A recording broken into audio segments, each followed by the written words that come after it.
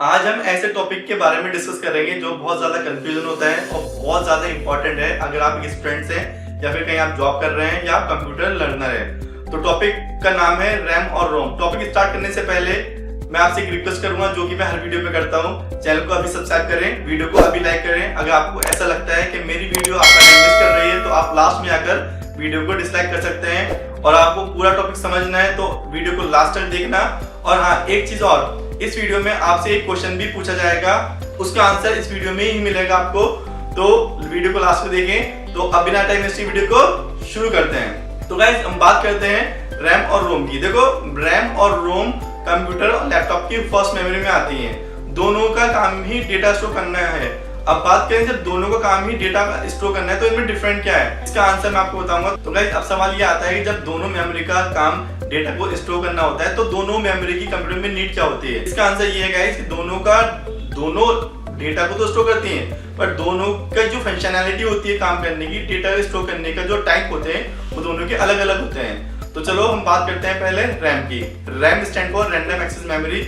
आप अच्छे जानते हैं रैम एक वोलेटाइल मेमोरी होती है। इसका मतलब होता है डेटा को टेम्परेरी बेसिस पर स्टोर करती है, या ये कह सकते हैं आपके डेटा को जो भी कंप्यूटर में हम डेटा को इनपुट करते हैं वो पहले रैम में जाता है। अब डेटा रैम में जाता है बट डेटा रैम में रुकता नहीं है।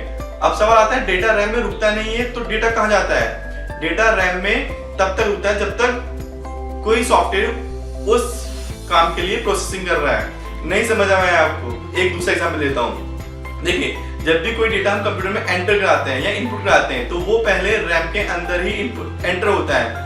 अब या तो हम एडिट कर रहे हैं, या फाइल सेव कर रहे हैं, या जो भी हम काम कर रहे हैं अभी सॉफ्टवेयर में, याद रखना अभी हम सॉफ्टवेयर में काम कर रहे हैं, तो उस टाइम तक वो डेटा रैम में रहता है। अब हम उसको सेव कर देंगे डेटा को।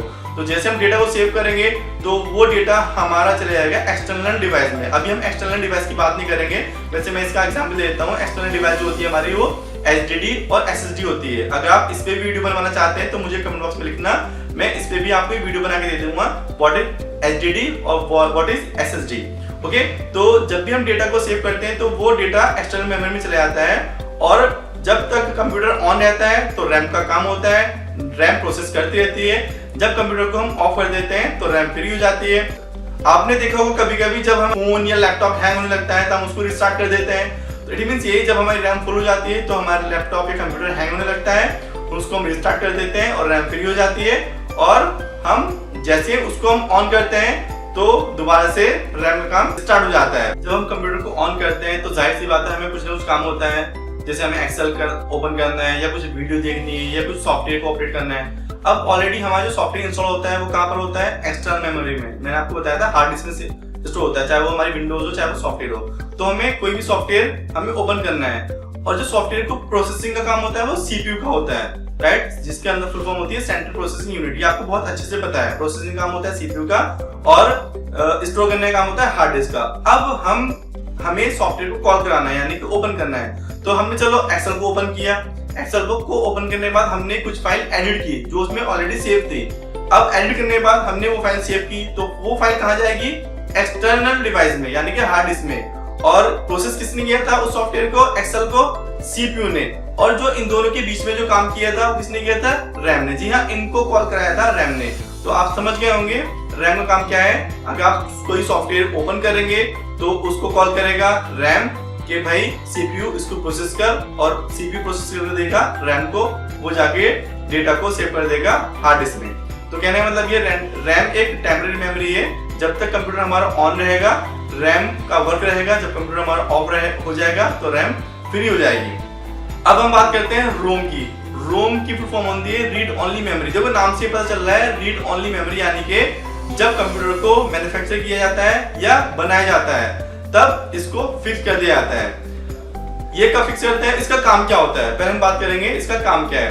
देखो, जब कंप्यूटर को हम ऑन करते हैं, जैसे हमारा पावर बटन होता है CPU का, या फिर डेस्कटॉप का पावर बटन ले लो, या फिर लैपटॉप का पावर बटन ले लो आप। तो जब हम उसको टर्न ऑन करते हैं तो उसमें एक स्क्रीन आती है। तो जितने भी इंस्ट्रक्शन उसमें आते हैं, जैसे F2 प्रेस करना है, F12 प्रेस करना है, या जितने भी उसके अंदर फंक्शनैलिटी होती है विंडोज के अलग, जब तक हमारी विंडोज ओपन नहीं होती तो जितने भी वो फंक्शन आते हैं वो सब रोम में स्टोर होते हैं। और ये सारे फंक्शन, ये सारा डेटा रोम में तब इंस्टॉल किया जाता है या डाला जाता है जब मदरबोर्ड को या जब हमारे कंप्यूटर को बनाया जाता है तब रोम में डेटा डाला जाता है।